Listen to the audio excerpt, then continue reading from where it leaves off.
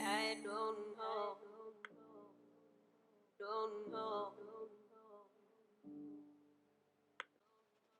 3-2 Imbriqué, le podcast qui vous met en lumière.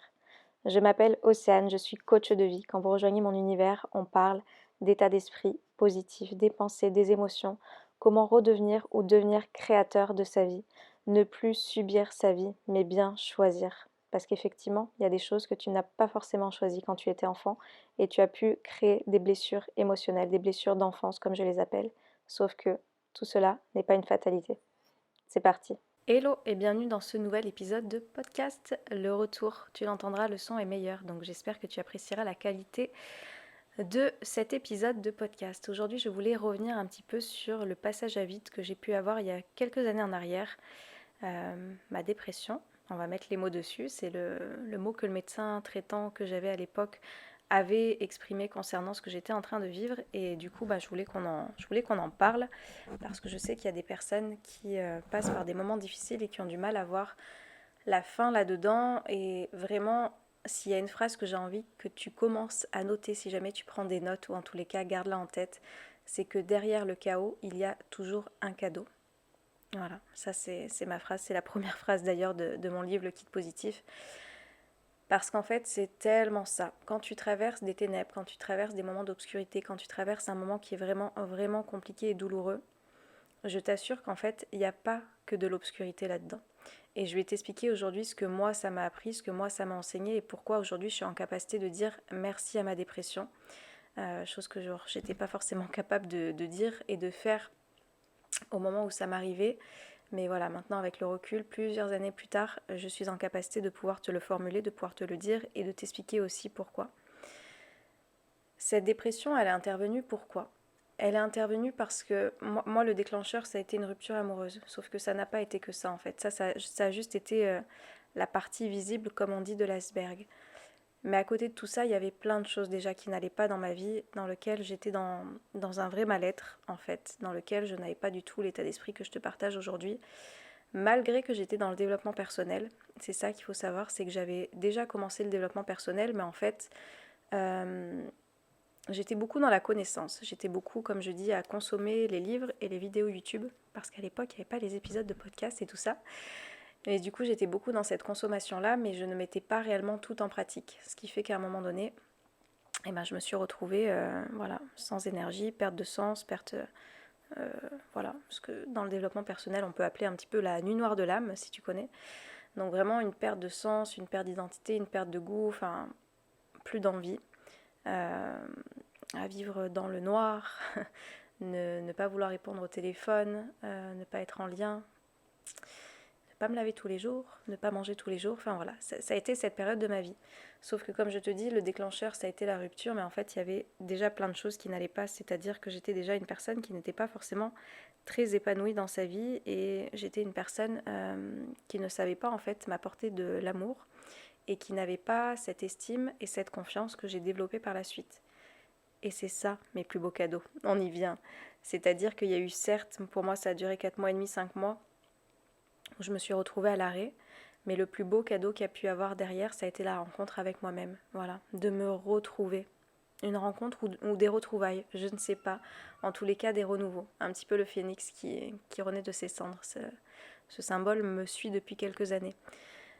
Et ça m'a permise justement d'aller trouver en quoi je m'étais pas assez apporté d'amour pour accepter des choses que j'estime aujourd'hui inacceptables, en quoi je n'avais pas assez conscience de ma valeur pour pouvoir en fait m'imposer, enfin tout simplement être, dire et oser parler des choses qui me tenaient à cœur. J'étais quelqu'un qui assumait pas grand chose en fait, parce que tellement peur du regard des autres, tellement peur de ce qu'on allait dire, tellement peur de ce qu'on allait penser de moi, parce que comme j'avais une faible estime de moi, souviens-toi, l'estime elle vient avec la valeur, j'étais convaincue que du coup ma valeur allait être remise en question si j'étais jugée, critiquée, ou si on allait parler de moi. Parce que j'étais effectivement quelqu'un de très susceptible, qui pouvait se vexer très rapidement. Et, euh, et voilà, c'était la moi d'avant. Et c'est pour ça que j'ai trouvé mon cadeau en pouvant revenir en fait à tout ça. Et ça, j'ai pu le faire par les actions que j'ai pu mettre en place, les actions que j'ai mis en pratique, qui m'ont permis de développer cette confiance, qui m'ont permis de retrouver cette estime, qui m'ont permis d'avoir conscience en fait de toute la valeur que j'avais. Et ça a été un énorme cadeau parce que aujourd'hui, des années plus tard, je peux le dire, merci à cette période de ma vie parce qu'elle m'a permis de me retrouver. Elle m'a permis d'être là où j'en suis aujourd'hui, de pouvoir te partager aussi mon chemin, mon parcours pour que tu puisses savoir que plus tu vas prendre cet état d'esprit de te dire bien sûr qu'il peut y avoir des merveilleuses choses qui m'attendent, au plus ça va être facile pour toi de voir les cadeaux qu'il y a autour de toi. Et en fait, la dépression, il faut vraiment la voir de cette manière-là, c'est qu'en fait, il y a eu un trop plein de stop, mais tu as eu plein de signaux avant-coureurs qui te montraient que ça n'allait pas. Et après, tu as eu une mise à l'arrêt, en fait, une mise à l'arrêt qui t'a dit, bon, maintenant, est-ce que tu vas enfin t'occuper de toi parce que tu vois qu'il y a des choses qui ne vont pas, tu vois que tu t'embarques dans des choses qui ne te font pas du bien. Donc maintenant, il va être temps de t'occuper de toi, temps de te passer en priorité. Et temps de comprendre, moi ça a été ça, de comprendre que j'étais la personne la plus importante de ma vie et que absolument personne n'allait faire le boulot à ma place.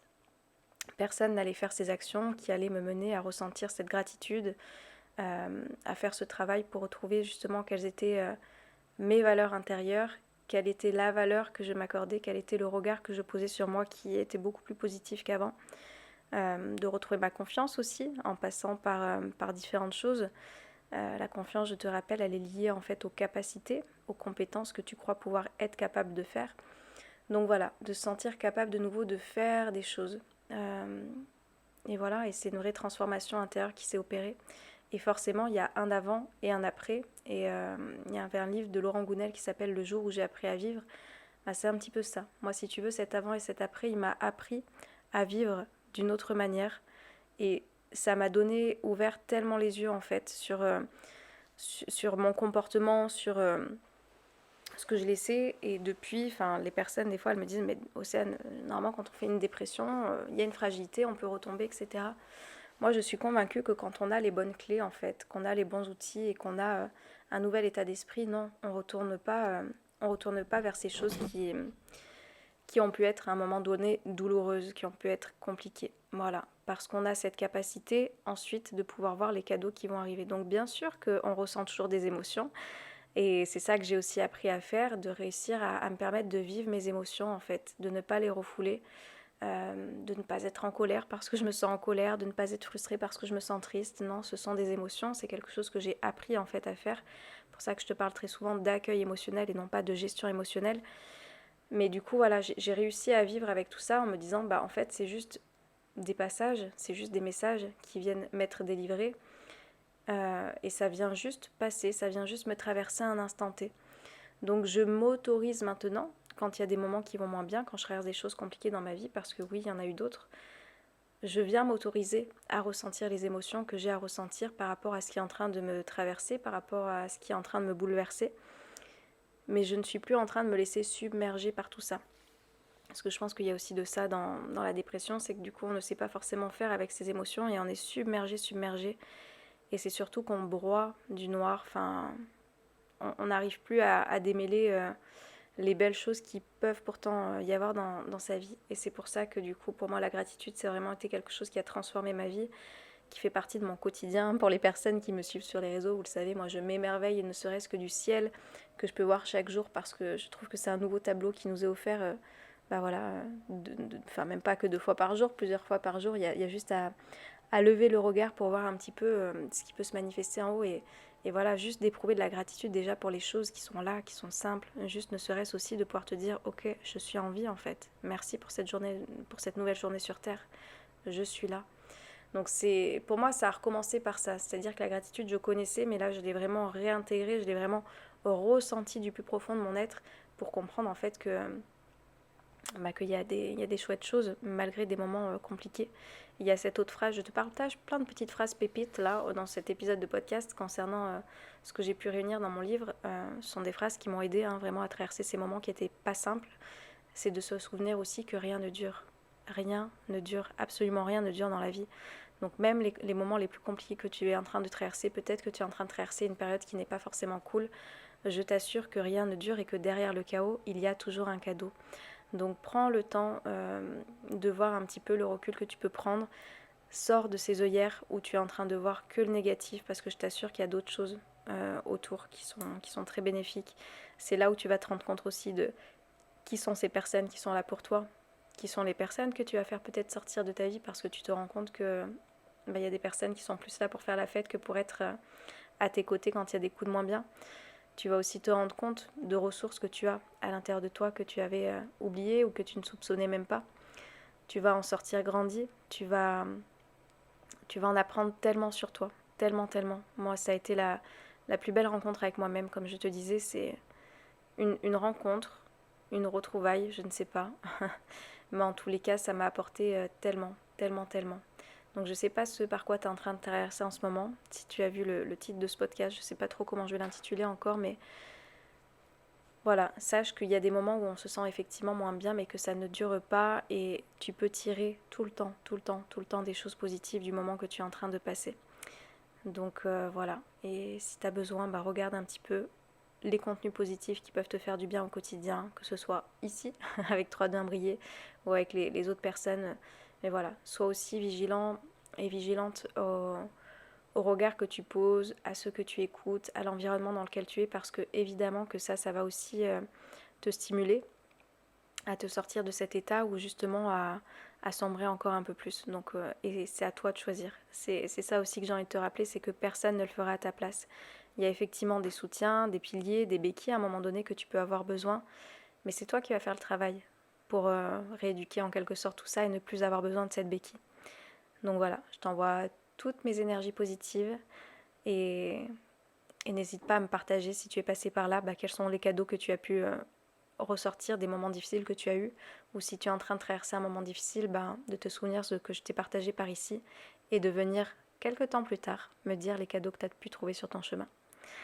Je te souhaite une très belle journée, une très belle soirée, une très belle je ne sais quoi quand tu m'écouteras et je te dis à bientôt. Ciao ciao. I don't know.